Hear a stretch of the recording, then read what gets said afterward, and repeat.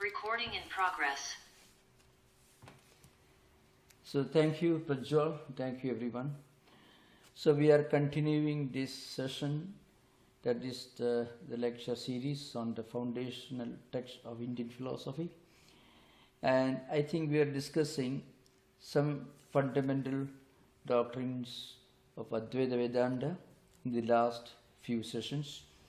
And we discussed the type of books that are found in the canonical literature of Vedanta, like for example the sutras, the bhashyas, the vartikas, the vrittis, the tikas and karikas and so on.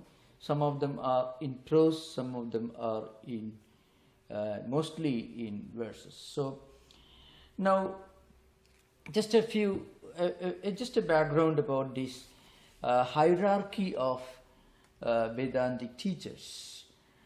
If you look at the traditional school of Vedantins, you find they have a long tradition of Vedantic teachers, beginning with Vasishtha, then his disciples and their disciples like Shakti, Parashara, Vyasa, Shuga, Gaudapada and so on. And then after Gaudapada, you find Govinda Bhagavapada and then Shankaracharya. This is one period of Vedantic tradition or Vedantic lineage, so to speak. The great ancient writers. We cannot speak much about their historicity or their life or the teachings other than what we gathered from some of the traditional texts. For example, Vasishtha is a mythological figure, but he was also a great philosopher. So not entirely mythological, so half historical, half mythological. And then his disciple, for example, Shakti, Parashara, and we don't really find any historical evidence or details about where they lived and where they were born and so on. About Shuka also we don't know much. The Gaudapada is more or less a historical figure. There are many sources from which we can get a general idea of his life and contributions. And his disciple Govinda Bhagavapada was another great teacher who lived in the central provinces of India on the banks of river Narmada near Indore. It's called Omkareshwar. So, and his disciple Shankaracharya, of course, is a historical figure. We know a lot about his lifetime, his teachings, where he was born, his parents, and how he traveled all over India, preaching Vedanta and writing this wonderful classical text on Vedanta. We know a lot about that, about Shankaracharya. And then his disciples, Padmapada, Hastamalaga, Todaga, Sureshwara, and so on. So you can see from Shankaracharya onwards, there is a direct lineage that we can see. And then Vimuktatman, Sarvatnyatma Muni, and Mandana Misra, Vajaspati. There are a number of scholars who are coming right up to 16th century, Madhusudana Saraswati. And also, we also read a lot about some pre-Shankarite Vedantins who wrote commentaries or some important texts or commentaries on Brahma Sutras like Badari, Karnajini, Atreya, Udulumi, Ashmarathya, Kashakrishna, Jaimini, Kashiba, Badarayana and so on. You know, I am referring to all these important names in Vedantic lineage because this is the main difference between what you study in a university and what you study in traditional school. This is something very interesting. Now, among the Western scholars who had a close understanding of this traditional lineage of Vedantic teachers, we can actually mention only one great writer. He was Paul Deussen. He was a German. He lived in 19th century. He went to Benares, and his contribution is very unique because his translation of almost 60 Upanishads into German and their translations into English are classic. and considered to be the closest approximation to the original implications of the Vedantic text.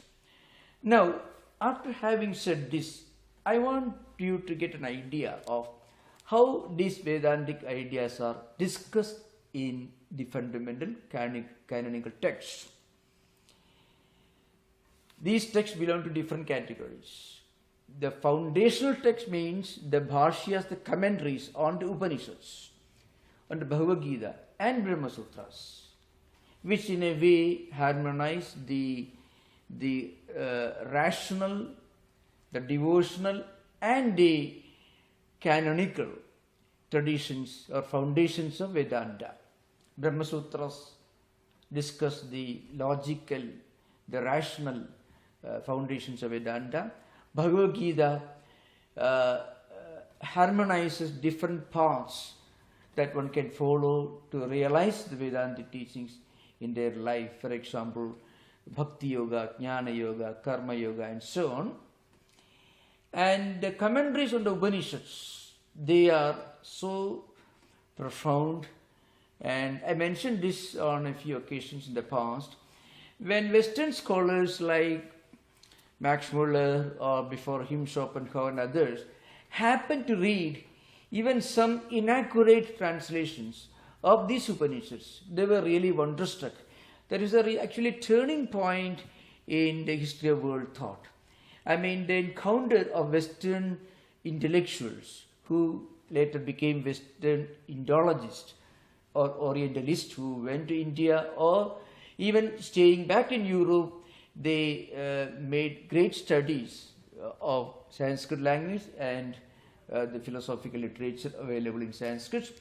It is actually one of the turning points in the evolution of world thought, the Western encounter with Vedanta. Now, how these ideas, Vedantic ideas, are discussed in different Vedantic texts, that's what we are going to discuss today. As I mentioned, the Upanishads and the commentaries, these ideas are discussed using different tools of epistemology and different tools used in modern philosophy, which have their own perhaps counterparts in ancient Greek thought, at least to some extent. Of course, there are differences. I mentioned this earlier.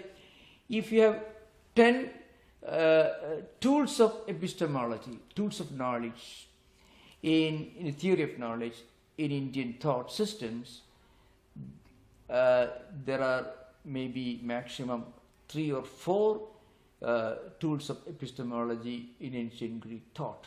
For example, Indian systems of philosophy believe in direct perception, inference, analogy, well-bead testimony, presumption, and negation.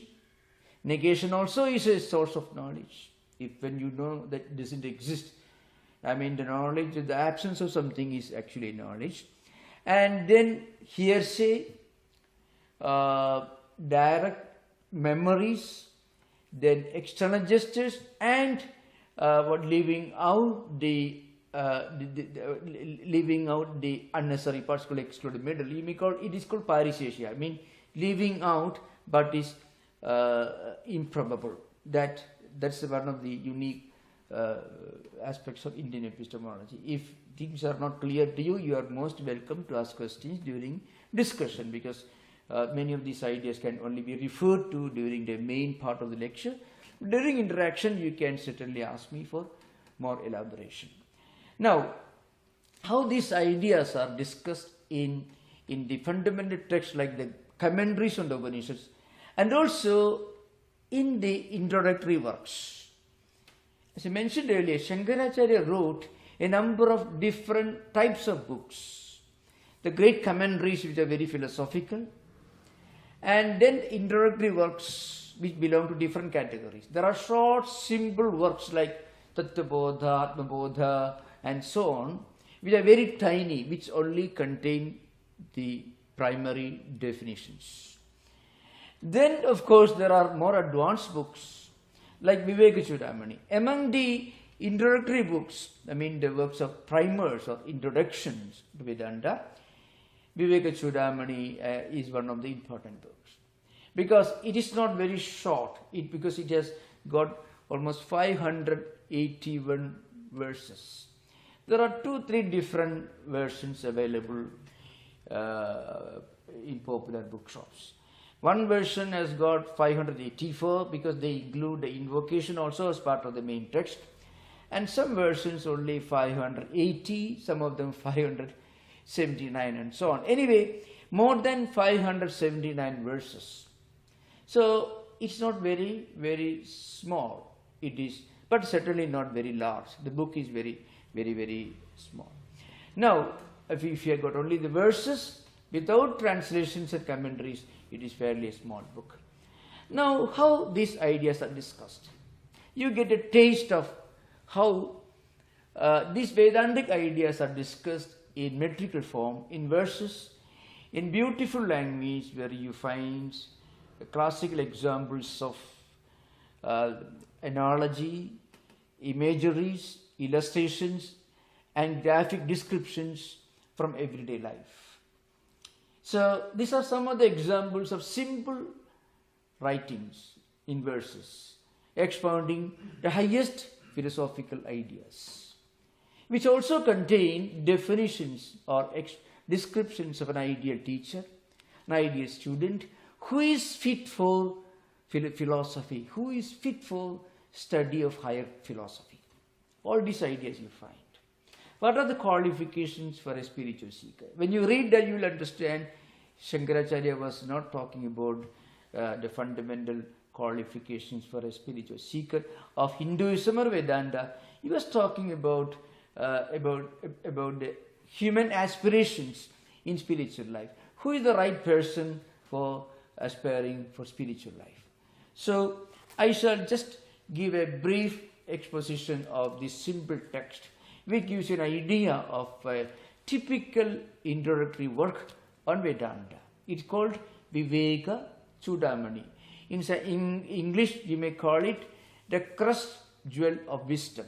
That is how they translate this book into English, the crust jewel of wisdom. What is wisdom?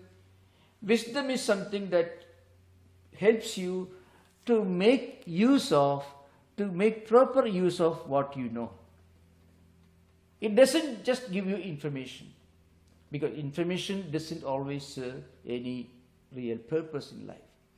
Information should become knowledge, scholarship, and then it should become wisdom. And when it becomes wisdom, it helps us in our everyday life. It helps us in our interactions with others, and also it helps us to feel a kind of inner peace and tranquility and fulfillment.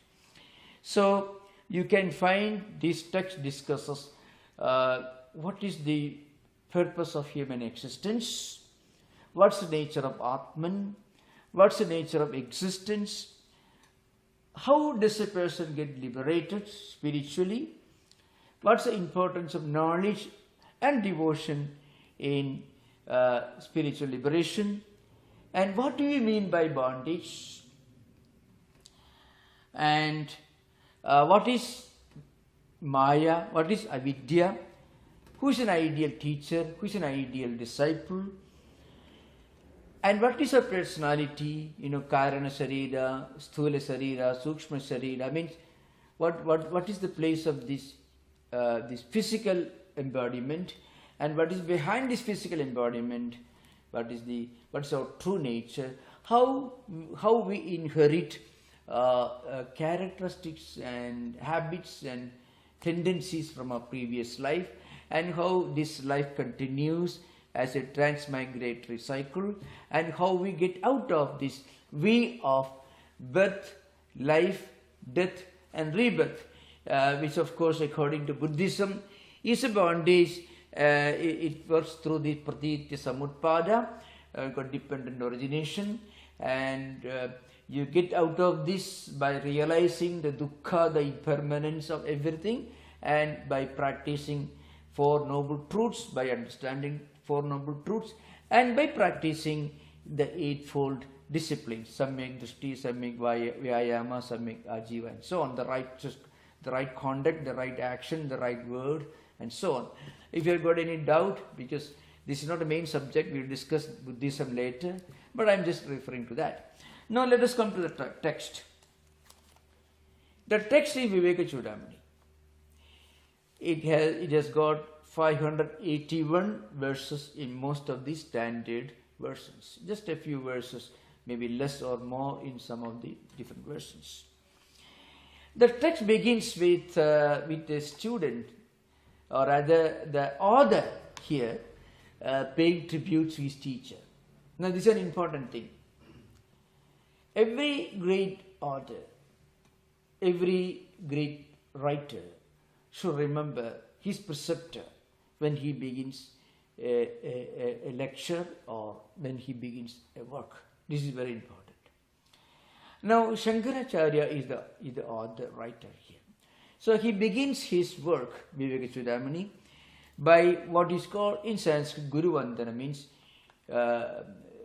tributes or invoking the grace or blessings of the teacher, the preceptor. Sarva Vedanta Siddhanta Gocharam Tamagocharam Govindam Paramanandam Sadgurum Pranadosmyaham. So Sarva Vedanta Siddhanta Gocharam Tamagocharam means the teacher Govinda Bhagavatpada. He got that name because he had realized the truth of the teachings of the Upanishads. So Gobhihi Upanishad Vagbhihi Eva Vidyate iti Govinda. Gobhi Eva Yo Vedya iti Govinda. It's very interesting, you know. Upanishads are compared to cows. Not that Upanishads are cows, but Upanishads are like cows. In ancient times, at least in India, cows were the main currency, the main wealth of people. Because cows used to give milk, cows used to provide what you call yogurt. So many things people used to make out of milk. So milk was an important part of human existence. Milk was consumed, milk was used in the offerings and Vedic rituals. Milk was offered to the Vedic gods and goddesses in ancient times. So milk was very important. So cows were considered to be the main wealth of a person. So now the point is, the teachings of the Upanishads are like cows, like mother who sustain you, who help you to live a peaceful, a healthy, a happy life, providing you whatever you need. Wisdom and also your sustenance.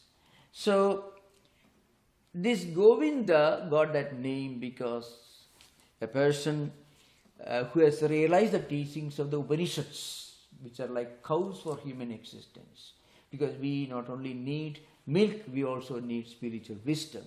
So Upanishads, the Vedantic texts, give you this wisdom in a way how to make proper use of the art of making proper use of what we know. That is wisdom. So that's why he got the name Govinda Bhagavatpada. Now, the real beginning is, the actual beginning of the text is the second verse. And that is a very profound, well-known one. It tells you that God has given you three wealth. That means, Jindunam nara janma durlabhamara pumstam tato viprada tasma vaidika dharmamaga parada vidyuttam asmat param atmanatma vivejanam sunubhavo brahmatmana samsthidihi muktirno shatagodi janma krudaihi punyadvina labhyate. And then it says, Durlabham tremaivedat devanugrahagedugam manushyuttam mumukshuttam mahapurusha samsaya. Third verse. It's very interesting now. The three gifts that you get, the three gifts from God is, first of all, the privilege of being born as a human being. That's a privilege. Because animals cannot sit and think about why am I here, what's the purpose of human life. Animals can only follow the instinct. But human beings alone can pause for some time. In this flow of evolution, only human beings can sit and think about the meaning of their life and existence. So, the three gifts that come from God, one is this special privilege, this unique privilege of being born as a human being. And there are many human beings are not very different from animals because they live at the instinct level. But there are certainly human beings who think of something beyond what they see in front of them, who can think of something beyond their food, their shelter, and their material needs and these physical enjoyments. That's called mumukshutta, means a thirst for spiritual enlightenment, a thirst for spiritual liberation. That is called mumukshutta. Moksha is a person who wants to get moksha or liberation. So first of all, the first privilege is the privilege of being born as a human being. See how the text begins. It is so unique. It comes down to our basic human existence, our place in this evolution. In this evolutionary world, human beings have certain qualities which make them really unique in many ways. That is, they are born as human beings. And if you are born as human beings with a sincere desire for evolving at another level, not a physical level, but another level, at a spiritual level. Because there is plenty of scope for evolution at the cultural level, at the level of values, at the level of ideas. So, thinking of the meaning of, the fundamental meaning of existence and a desire to know one's own true nature and thereby to get spiritual enlightenment. That is a mumukshutta. The second unique gift that comes from God. The third one is an opportunity, an occasion to get association with somebody who can talk to you about spiritual ideas, about going beyond the physical plane. Because very often we may have ideas in mind, but we can realize the great ideas that we have in mind only by practicing certain disciplines. And these disciplines can be learned only from a person, and that is possible only by getting a chance to associate with spiritual personalities. So that's why these are three unique gifts coming from God: Manishuttum, Mumukshuttum, Mahapurusha Samsaya. So the author calls it Durlabham, which is very, very rare. Trayameka itat. I mean these three gifts. Durlabham means very, very, very difficult, very rare, not easily available. We can see that if you look around, nearly 8 billion people living in this planet. How many people actually think of anything other than the immediate physical needs and requirements? So, and that is actually a gift from God, a sign of God's grace for you. That's the idea. Not ideas coming to the mind, but a real, genuine aspiration for spiritual life. That is a unique gift coming from God. And these three gifts, being born as a human being, and being born as a human being with a spiritual aspiration, and then an occasion or opportunity to be acquainted with, to be associated with a spiritual teacher. These are three unique gifts. Now, before that, in the second verse, the teacher tells you that in reality, of all births, the birth of being born as a human being is rare. And you have to remember, among them, to be born as a spiritual seeker is still more rare. And you may be born as a person with a lot of spiritual aspirations, but to get an opportunity to study the Veda, the scriptures which contain spiritual ideas, that is also very rare. I mean, that's and still to get proper scholarship in scriptures, that is still rare. And many people can get scholarship. There are many people who know a lot about the Upanishads. But along with that knowledge, a strong desire to actually experience what the scriptures teach, what they have learned, what their scholarship has given them. That thirst for realization of what they have learned, that is still rare. After this, the author tells you that the three gifts from God are this: the privilege of being born as a human being, and privilege of being born with a spiritual aspiration, and also the unique privilege of coming in contact with somebody who may indirectly be the cause of your future spiritual growth. That is also very, very rare. That is the statement. Now, in another verse, in the 16th verse, the teacher tells you who is actually fit for spiritual learning. Now, we know very well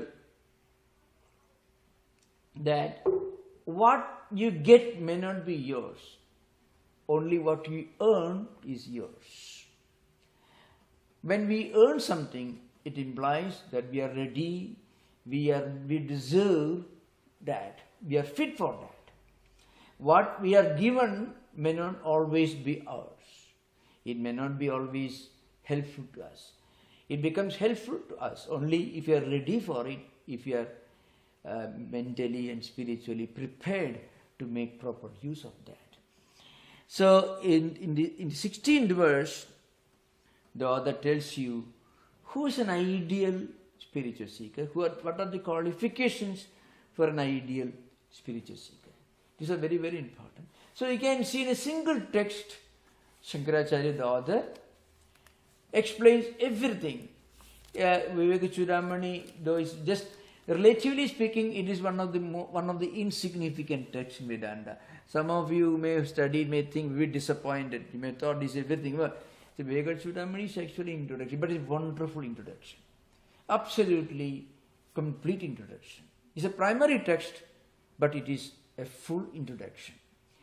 And once you actually study this thoroughly, you can go and read any complicated Vedantic text. And again, you get a touch and a feel of the tradition, and this is very important. Actually, tradition is important in all learning. When you want to become an engineer, you have to go to a good engineering university. If you want to become a good doctor, you have to learn the art of treating patients from a doctor. If you learn medicine by correspondence course, it will be like learning swimming by correspondence course. You will be killing others, and of course you will be drowning yourself. So like that, in all branches of learning, lineage and tradition are important to give us the real knowledge of what we are supposed to be learning. So here the verse is very simple. Medhavi purusho vidwan uha poha vichakshanaha adhigari atma vidyayam ukta lakshana lekshitaha. I'm not actually teaching this text as such, so I may not be giving full description, but you are always welcome to ask any question. It's an open session. Now, who is a real student? In a way, we all apply these principles everywhere. In all branches of secular learning, we apply this principle. But the problem is, we think that in spiritual life, none of these principles apply. Their engineer can perform a surgery in spiritual life, which is ridiculous. We don't allow that to happen in society. But in spiritual life, anyone can. Well, if Christ could do that, why not I? If Buddha could do that, why not I? This problem is there. That's why the teacher tells you, you have to be fit for something, then only what you receive will be yours. So the point is Medhavi. So a person should have Medha. Now what is Medha? Medha, it is a Sanskrit word. In fact, in the Vedic tradition, there are some important suktas extolling refined intellect as a goddess. I mean, refined intellect, I mean the wisdom, the spiritual wisdom of a person is extolled as a god. Medha Devi Jushamana Aga Vishwajit Bhadra Sumanasimana. This is how it begins. Medha Sukta begins in the Yajurvedic tradition. Now, so Medha means the ability to listen and understand its real implication. I mean, the ability to listen or read. In modern times, you cannot listen to everything. We cannot have oral tradition in this 21st century. But we can read. But when we read, what we learn, what we understand will very much depend upon how refined our intellect or our mind is. An unrefined intellect or an unrefined mind, a crude mind cannot understand a high idea, any higher spiritual idea. That's very important. So, one quality one should have Medha. Medha means purified intellect. Grandhadharana Shakti, that also is one means the ability to read and retain the true meaning of a book, of what we learn. That is one of the definitions given by Shankaracharya in some of the books. So first of all, we should be able to know what we are learning. And for that, mere IQ will not do. For that, IQ should have some other qualities. Mind should be refined, purified. Then only that mind can listen to and retain. Very often, what we retain in our mind is what we are interested in. This is an important thing. What remains in our mind after learning is frequently what we were interested in when we read a book. So, to be interested in spiritual ideas, our mind should be sufficiently refined, purified. So, that's an important thing. Medha, pure intellect, pure mind is necessary for every spiritual aspirant. Medhavi Purusha Vidwan. And then the next meaning is, the next important qualification is that person should be a knowledgeable person. I mean, Viveki, a man of discerning wisdom. And then another important set of qualities mentioned. Uha Poka Vichakshanaha. An expert in two functions of human mind. Uha and Apoha. Uha actually means, the two words means. So,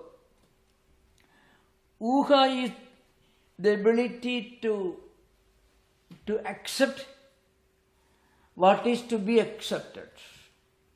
And Apoha means the ability to reject, to eject what is to be ejected. In other words, when we read something, we read many things, but what we should read and what we should retain in our mind and what we should automatically ignore. For that we need a kind of discerning wisdom. And that is an important quality for every great or real, genuine, sincere student. That's what implication. Uha Poka Vichakshana means. This is very, of course, Sutyoga Parasparam Bhede Nyayopeda Giriyasi Apoha, etc. Means they're very interesting.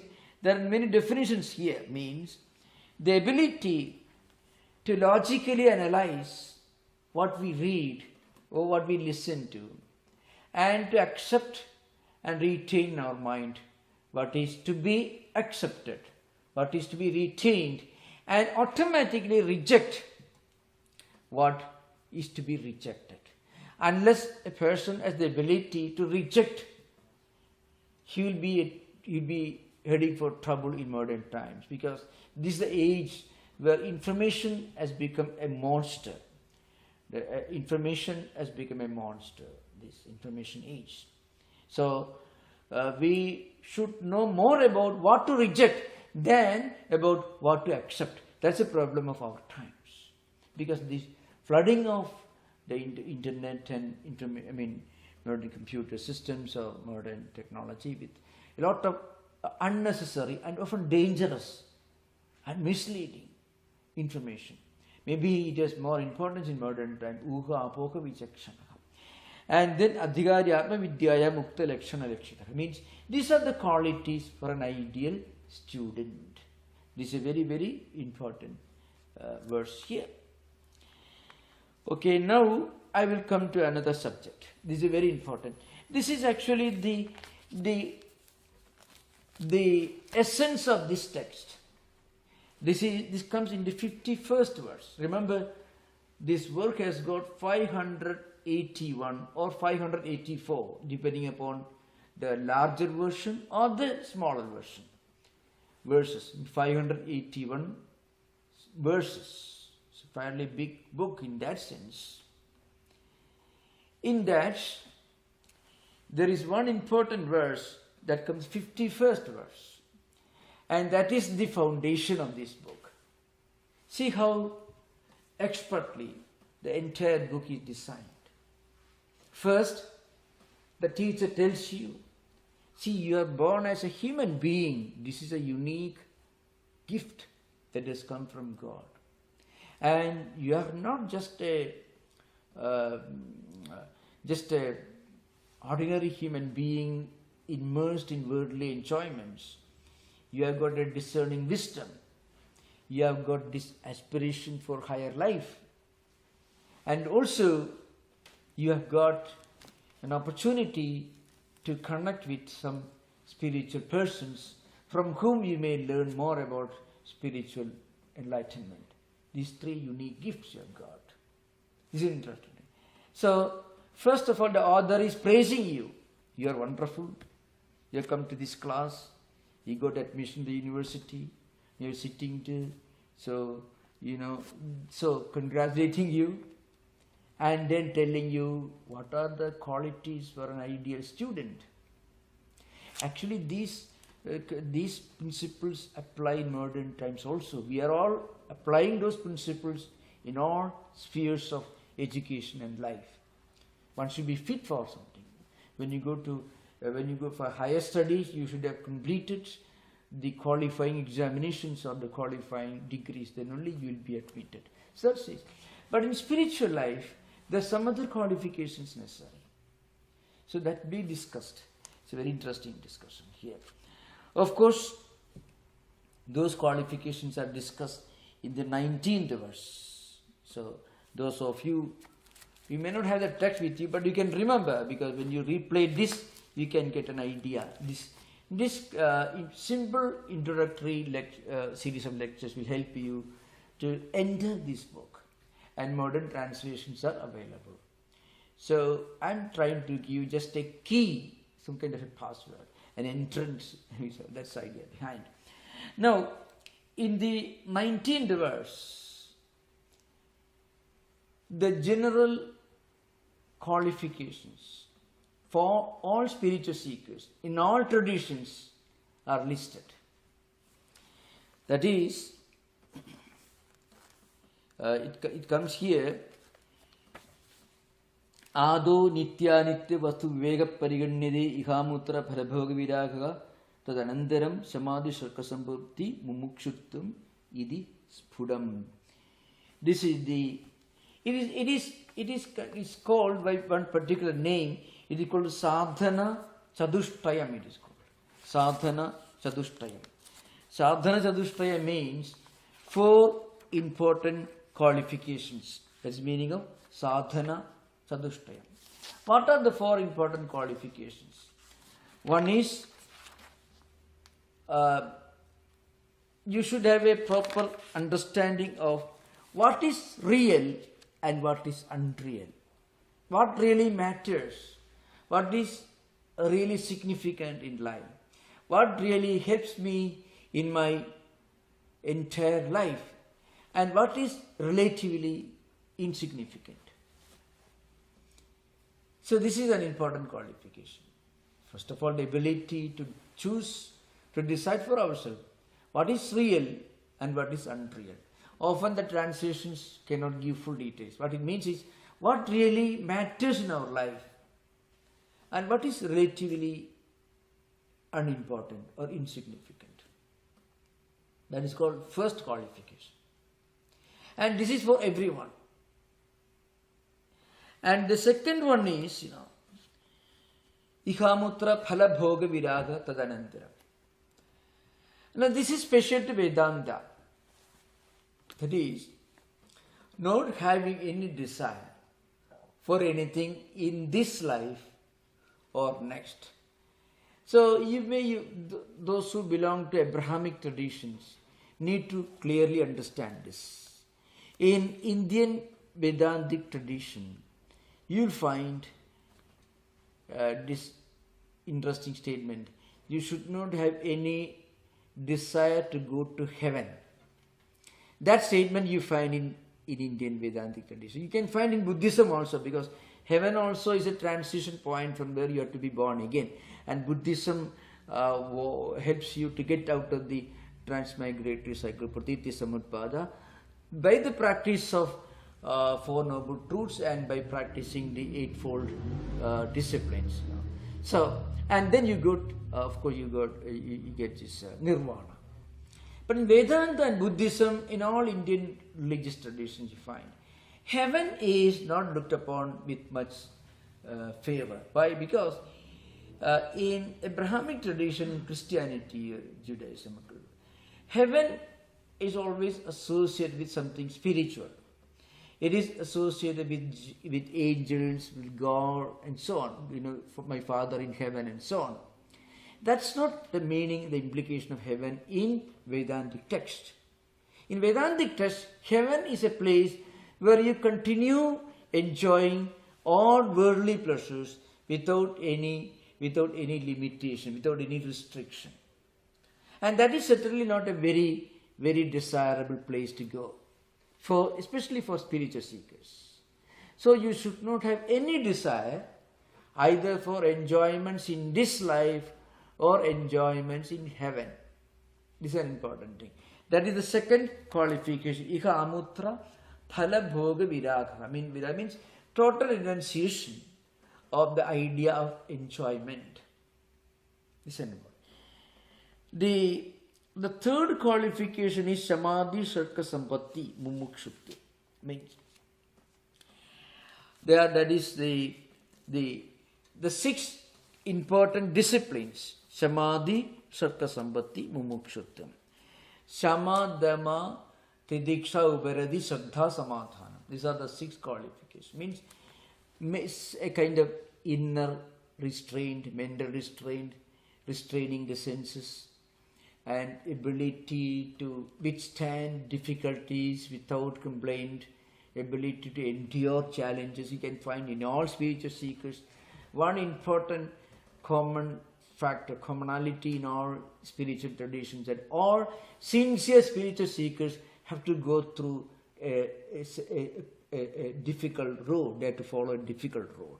Not easy. Life is not very easy for spiritual seekers. That's an important thing to remember. Anywhere you find all traditions, spiritual seekers should have tremendous power of endurance, and they should have power of concentration. They would also have a sense of sanctity and sacredness. This is important. And above all, they should have a sincere desire for spiritual liberation, for spiritual enlightenment. These are important for all spiritual seekers. If you look at any spiritual tradition of any religious tradition, you find these are common. First of all, a sense of the real and the sense of the insignificant. And what is real, we should have the ability to uphold, to stick to hold fast to the path of the real, what really matters. And we should have the ability to give up to disregard what is unreal, what is insignificant, worldly enjoyments and so on. And then this automatically will give you a kind of inner restraint. Actually, in human life, every person can experience this. If you have a higher ideal in life, then you will have if you have natural modesty, self-control, self-restraint, concentration, peace of mind and so on. If you have something to hold fast to. Swami Vivekananda made a statement once. A man with an ideal will make 50 mistakes. A man without any ideal will make 50,000 mistakes. That's the only difference, really speaking. A man with an ideal also make mistakes. But man with an ideal will have the ability to recognize that he has made a mistake after he has made a mistake. But a man without an ideal is somebody who is walking without a flashlight. He won't be able to turn the flashlight into his own heart. So he may commit 50,000 mistakes because he never realizes that he made a mistake. That's a difficulty. Because so any higher ideal is like an electric torch that you hold in your hand. You may still fumble upon errors, but these are human errors, but you also be able to recognize the fact that you have made an error and you will be able to rectify, or you may be able to avoid making similar mistakes in future. So that's why, the samadhi sankhasampatti is psychologically very important. I mean, self-restraint, sense control and so on. And the fourth one is important, mumukshutva, means a strong desire for spiritual enlightenment. That's actually some higher ideal in life. Some higher ideal. He will be more moral, actually. If you have some higher ideal in life to guide you, you may not realize that ideal in this life. You may not, perhaps, unfortunately. You may or may not. But even if you do not realize or reach your ideal, the fact that you have an ideal to hold fast to will help you from many problems. That's why mumukshutvam is important. These are 4 disciplines mentioned in this book. There are 3 more disciplines mentioned in other Vedantic texts. That is Sravanam, Mananam, Nididhyasana. These are 3 important disciplines. Sravanam actually means Ittam Vakyehi Tadathanusandhanam Sravanam Bhavet. In one of the major, bigger introductory works, Panchadasi, Vidyaranya. Vidyaranya was a follower of Shankaracharya's tradition, lineage. He says, what is Sravanam? You listen or you read. Modern times, in ancient books, they always use the word Sravanam because most of the studies were carried on by oral tradition. You listen to the teacher. And actually, when you hear, you are more likely to retain that in your mind, in memory. What we read, we may or may not remember, frequently it so happens, but when we listen to something carefully, then we are more likely to retain that in the mind. That is, Sravanam literally means listening to or hearing with attention. So, Ittam Vakyehi Tadathanusandhanam Sravanam Bhavet. When you listen to something, that Arthanusandhanam, you mentally follow the path of what you heard, means chasing your idea. Mentally contemplate or thinking of the implication or the meaning of what you listen to. That is Sravanam. This is an important qualification, Vedanta. So that's what Panchadeshikara means, the author of Panchadeshika, Vidyaranya Swami. He was one of the great monks who came after Shankaracharya's time, some 400 years, about 500, 600 years later after Shankaracharya, he came, Vidyaranya. That is an important qualification. Listening with attention, with proper understanding the meaning, and mentally following that meaning. And then Mananam, Srudasya Arthasya Upatibhi Chintanam Mananam. Srudasya arthasya upapattibihi chintanam means thinking and contemplating and logically analyzing in our mind of what we heard or what we read. This is very important. Just blindly following the meaning, well, that's good, but the idea goes deeper into our mind when we logically analyze in our mind, not loudly. In our mind, when we logically, the upapatti bhijina, upapatti means logical analysis, rational thinking. Chintana means contemplating. So when we can listen to something with proper understanding of the implication of what we are listening to, and then when we logically analyze in our mind what we hear and do this self-analysis, and then when we merge in the thought of that, when we merge ourselves mentally in that idea, that is nididhyasanam, vijadiya pratyaya tiraskarena sajadiya pratyaya pravahikaranam, nididhyasanam means. So when we listen to something, especially spiritual ideas, frequently people have this problem of negative thought current suddenly assaulting you. When we listen to something that is not related to worldly enjoyment, we may be interested, but frequently we are not able to fully focus on what we are listening to. That's because a lot of negative thought currents, that is called vijadiya pratyaya means. A lot of negative tendencies and thought currents will come to the mind. They should be avoided, they should be rejected. And we should create in our mind a harmonious flow of positive thought currents that help us to focus on the spiritual ideal that we have chosen for ourselves. This is nididhyasana. Now, these three important qualifications are important. They are very significant for every serious student of Advaita Vedanta. In fact, these 7 disciplines, that is called sadhana chadushpayam, in first 4. Nitya anitya vastu vivekakam, ika amutra bharabhoga viragaka, samadhi sarka sambati mumukshutvam. Means, first of all, to have an ideal, to an idea of what is real and what is unreal, and then holding fast to what is real, and giving up what is unreal, what is insignificant, and then the ability to gradually develop this self-restraint, concentration, peace, harmony within, endurance, and again a higher ideal for spiritual enlightenment, plus listening carefully, then contemplating and logically internalizing what we learn, and then merging our mind completely in it. Nididhyasana. These are 7 disciplines that are important for Vedanta. Now you can imagine, in such a huge book, there are certain verses which are very, very significant.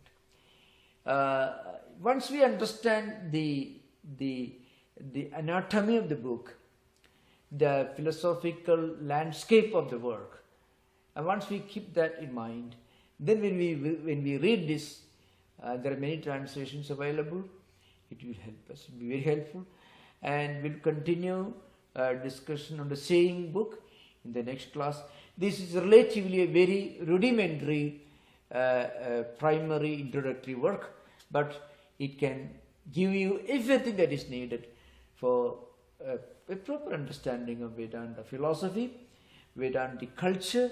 In a way, when you talk about Vedanta culture, Vedanta philosophy, it is something very universal, not something pertaining to one particular religion or anything. Shankaracharya is speaking about the natural, spontaneous spiritual aspirations of every human being who wants to live a higher life in this world. So it is as applicable to our times as it was during his time. So thank you. We will have interaction. You are most welcome. Yeah.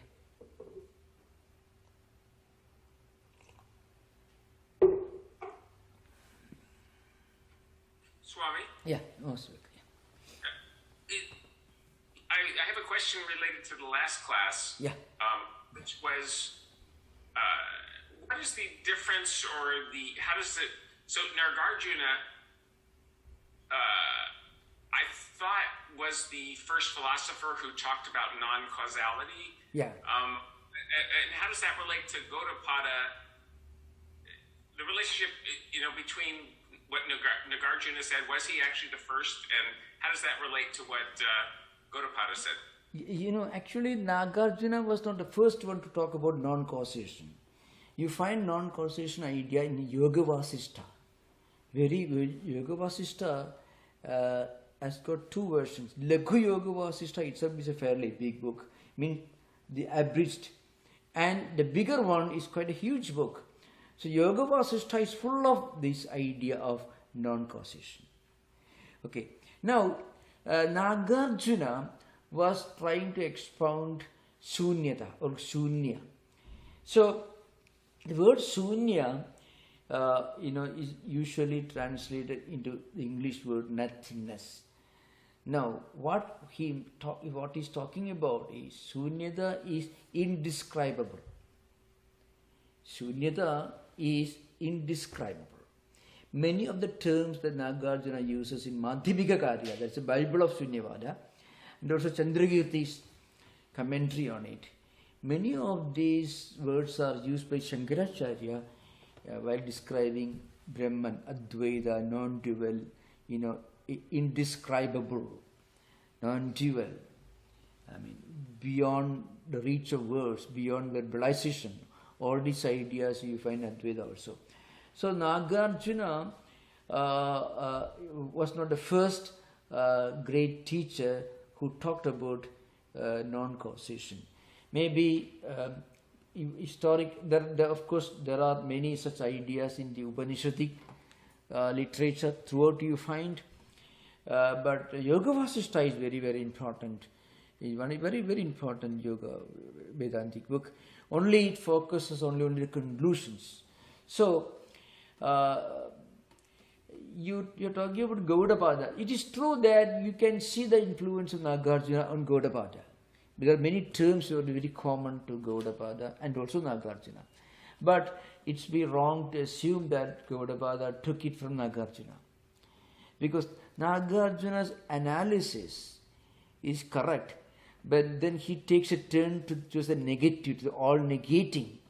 And there are some viewers, some interpreters who tell you that Nagarjuna's Shunyavada was frequently misunderstood. I can give an example from Chandrakirti. Chandrakirti is a great commentator on Nagarjuna. So, to call Shunyada as Shunyada itself is actually wrong, he says. Because Shunya, or Shunyada, is beyond definition. But if you name it, you're defining it. More like Master Eckhart saying, you cannot call the absolute reality as the Holy Trinity. Because when you're defining it, you're verbalizing it. And the absolute reality is beyond verbalization. Same classical idea in Advaita Vedanta. So, Chandrakirti takes the example. It's from Ayurveda. Many of the Buddhists were Ayurvedic doctors.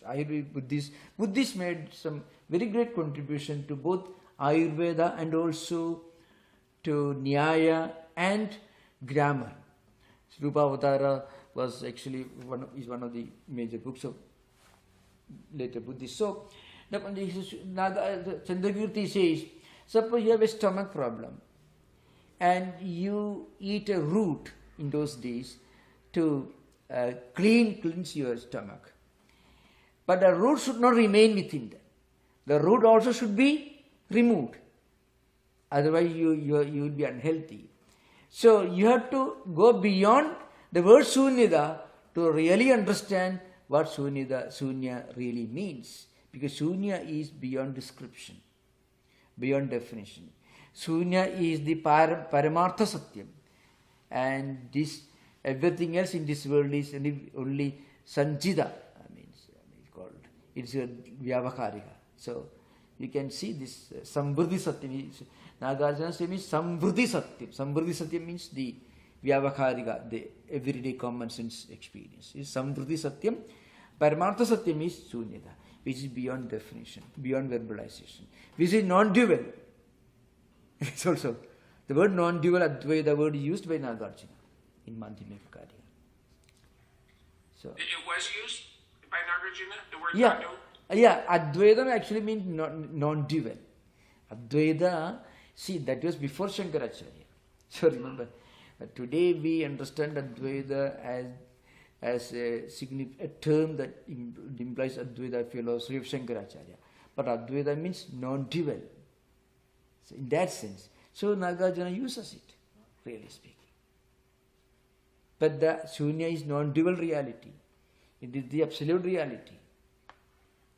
So, and when you reach Buddha nature, it's the Hinayana tradition, you are realizing this. Of course, there are conflicts between Hinayana realists, Sautrantikas and Vaibhashikas, and Mahayana idealists like Nagarjuna. It's a different subject, yeah. Thank you, sir. Thank you, thank you. Thank you, Maharaj. Thank you, thank Before I ask a question from YouTube, Yeah. I saw Shay's hand up and Yogi's as well. Yeah. Shay, would you ask your question, please? Hi. My question is, so I found the book online as we were talking about the lecture, and I'm seeing some of the earlier verses. They talk about the blessings that you can have, right? And it'll say the blessing of a human birth, but also the blessing of male birth. Yeah. I'm wondering how modern Vedanta talks about those concepts. Yeah. You know, of course, there are two ways of approaching this subject. First of all, that was an age where Vedanta was studied mostly by the male folk. So that could be one explanation. But when we remember that some of the greatest Vedantic teachers of the Upanishadic times were women, like Gargi, Maitreyi and so on, you find a number of lady philosophers of the Upanishadic times. So that should be kept in mind. So that's one explanation. Males, remember today when we look at 8th century socio-cultural landscape through the prism of our times, where feminism, all these ideas, if we take, it will be an injustice. So we had to look at the philosophical system of those times and those times. So this is an important thing. But of course, if you ask a traditional scholar, he will tell you the word Purusha is, there are in Shankaracharya's own books, Purusha used, Purnatvat Purushaha, Purisheti iti Purushaha. So the word Purusha is defined in Shankaracharya's commentaries, of course, in Vedantic sense. A person in whom the Atman is the inner resident. This body-mind complex is a city or a home with 9 doors opening to the outside world, and in this body-mind complex there is somebody or something, the inner divine spark that is present, the inner resident.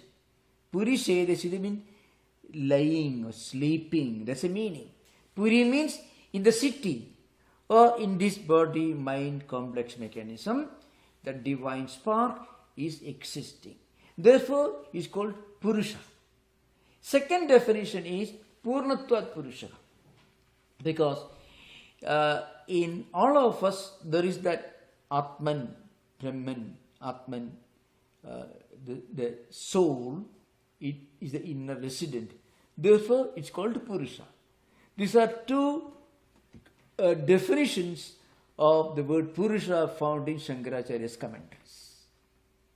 So, of course, from a socio-cultural angle, if you look at it, we have to remember we have to be very realistic about it. So, if you, for example, if you read some of the teachings of even Emerson or Thoreau, and if you just apply the principles of social or economic equality that we are preaching today in 21st century, it may not always be fair to do that. It will be, but of course we can always say that, that's true. There is some kind of male chauvinism was there at all times, in all cultures, in all traditions. That is something that we cannot really deny. But we should also remember, a philosopher like Shankaracharya cannot be criticized for that, because he was not a social reformer. He was the product of his time. As a human being, as a teacher, he was the teacher of the highest philosophy. But as a person living in those times, he cannot detach himself completely out of the social landscape in which he was living. Think of Jesus Christ. He had to use the parables, the language of the socio-cultural conditions of his times. So we have to remember that fact always. Thank you for the question. I think it's just one last comment. I think that all is a great explanation and it all makes sense. And it's not that you criticize them or you say the whole thing is wrong. I think when you see parts that are older and you say, okay, it's from a time that was different and it was just a product of that time, you say, are there other parts that were also just a product of that time? Yeah. You have to be very, I guess it is the discriminate. You have to be very discrimination. You have to say, okay, the bulk of it is true, and then there's pieces that are very unique to India in the 8th century, and you have to just, or you have a good teacher that explains it, right? Society can never be perfect. Society is part of the world. And the world itself is impermanent and imperfect, according to Shankaracharya. It's very interesting. Actually, the very idea of a perfect world, where everything is absolutely wonderful, is only an imagination. At no time of history was the world ever perfect the way. So the very idea of perfection is a non-worldly, an otherworldly concept.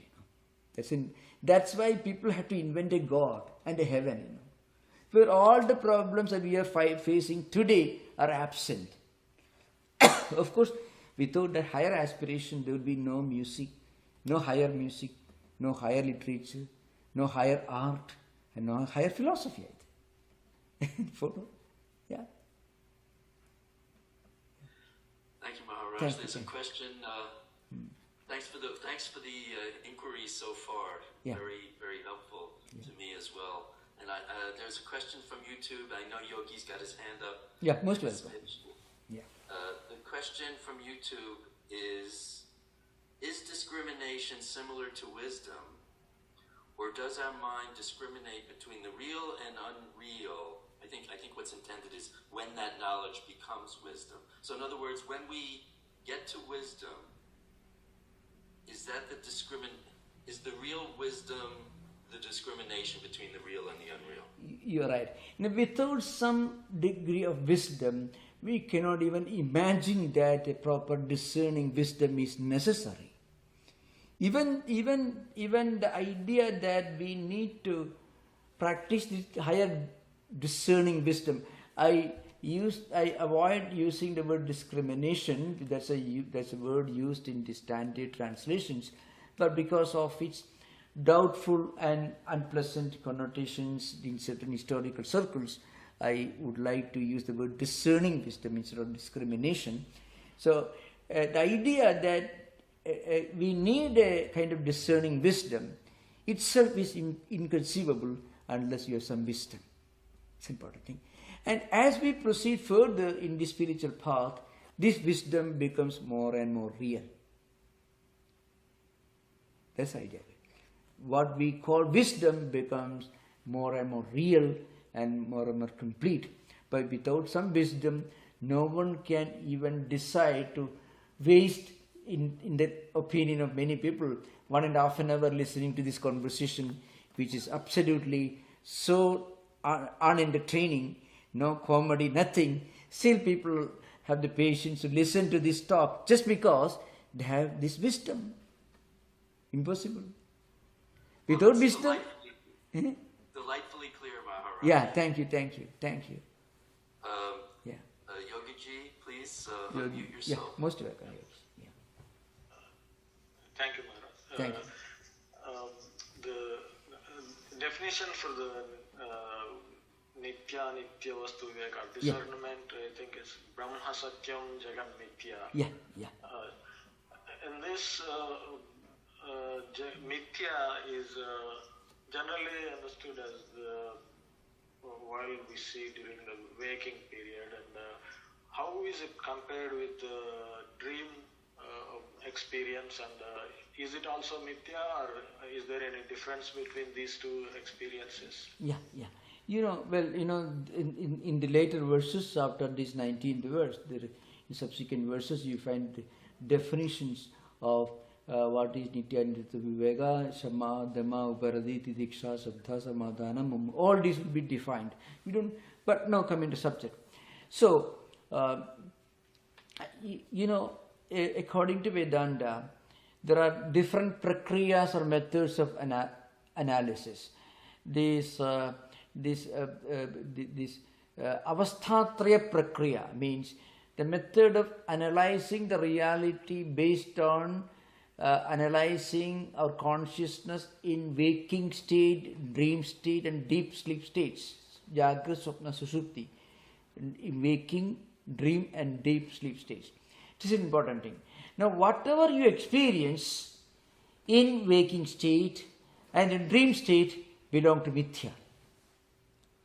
Why? What is Mithya?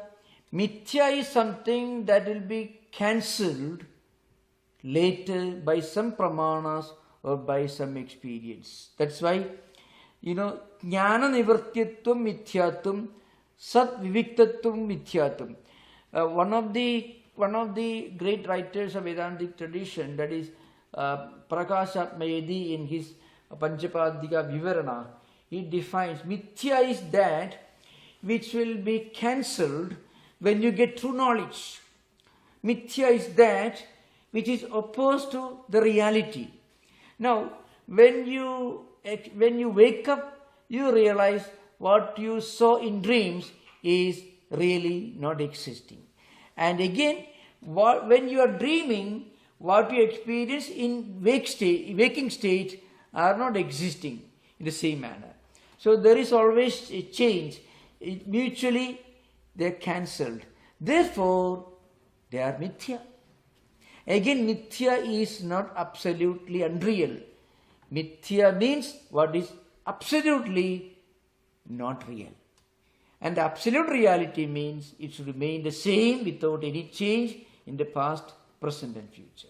That's the meaning of Mithya, absolute reality, Paramarthika Sattva. That's an important point to remember. Okay. Are there any circumstances where these two experiences are differentiated and different words are used for Swapna and Jagrata? Swapna and Jagrata, yeah. No, Shankaracharya says, Swapna experience and Jagrata experience are really different, but from the highest standpoint, they are unreal. That difference doesn't matter. And this is an important thing, From the highest Turiya point of view, Jagrata, Swapna are the same because both are unreal. But between them, there is a difference. It's called, Gaudapada calls it Idaredara Bheda, means between them, there is a difference. So I have given this Mandukya Karya classes. You can send audio version, you find more than 120 classes you find. See, there is a great difference between Jagra state and waking state. In waking state, you need 6 hours to go to New York from here. But in dream state, it takes only split second. And again, in Jagra state, you are going to sleep in San Francisco, you wake up in San Francisco. But in dream, you go to sleep in San Francisco, you feel dreaming you reach New York. So there is Kala Bheda, Desha Bheda, all these differences are there.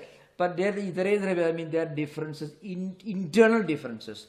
But both are equally unreal because both are different from Turiya in that sense. Thank you, Maharaj. Thank you, thank you.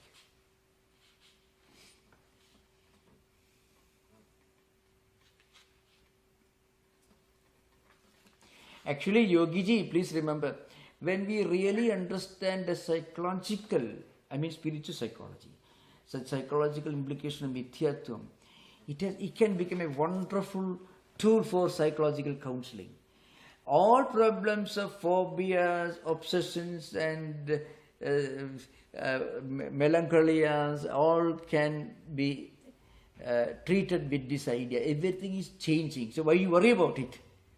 All anxiety neurosis are due to obsession, the wrong perception, imposing permanence on what is impermanent. That is the problem. Okay? Thank you, Yes, thank you. Maharaj. Thank Thank you. you. Thank you, thank you. Maharaj, Yeah. early in the address tonight, or this morning, Yeah. depending on where you're at, you mentioned metta. Nitya? Purified. Eh? Metta, purified intellect. Oh, Medha. Metta. Yeah, Medha, yeah, correct. And I was wondering when you put it that way, who wouldn't want to purify their intellect? Yeah. It's such a desirable True, concept. true. But to purify our intellect, we need to purify our emotions and feelings, our the way we become sensitive to different things. So remember, we interpret everything at the cultural level, emotional level, not the philosophical level. Philosophy really never helps you in real life unless that philosophy comes down to the level of your emotions and feelings, which is called culture. This is an important thing. So the reason why people read philosophy but they are not happy with anything is because the philosophy is only skin deep. And remember, pure intellectual conviction is skin deep. Emotions go much deeper. Unless higher ideas become part of our emotional structure, higher ideas will not be of much practical use. So, to have this purified intellect, we have to purify our emotions and feelings, our thoughts, the way we react to situations. For that, we have to practice some spiritual moral disciplines. That's a way to refine. That's a refinery for intellect. We use the word intellect because that's the only term we can use in English language. But buddhi or medha, to define it as purified intellect is only partially correct. That's the problem. Yeah, thank you.